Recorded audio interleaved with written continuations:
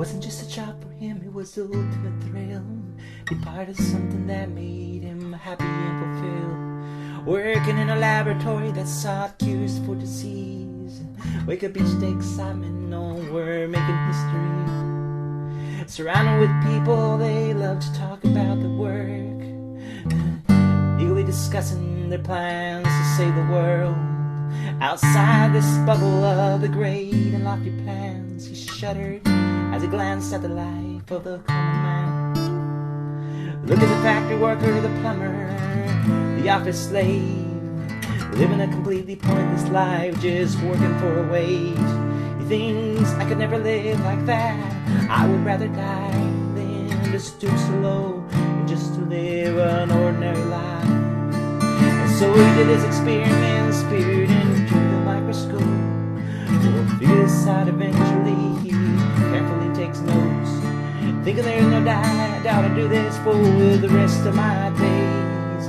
'Cause do anything less important would make me feel ashamed to go home and face the silence of my life's fragility.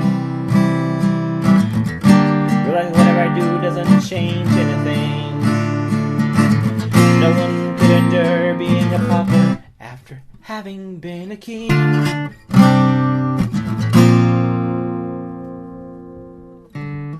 In this town he was lived, he was known and recognized as the guy who works on research, trying to save people's lives. He relishes a glint of admiration in their eyes. He sees himself as everyone's a mentor and guide. When unrequested count so long how to achieve success. Invest your life in something useful, you gotta aim big. People would just nod, no one would dare to contradict. No one around was nearly as important as him. And then came the day that no one could have foreseen. His boss calls the researchers in for a meeting, says, "Gentlemen, I got bad news, we lost government funds.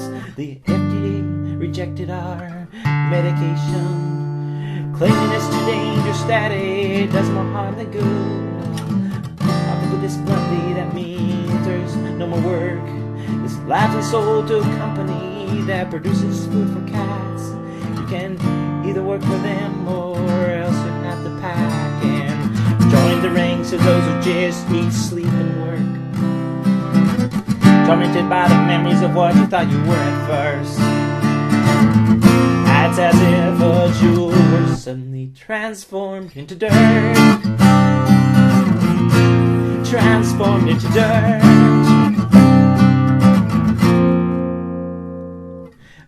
His jaw drops, he stutters, but we can't stop.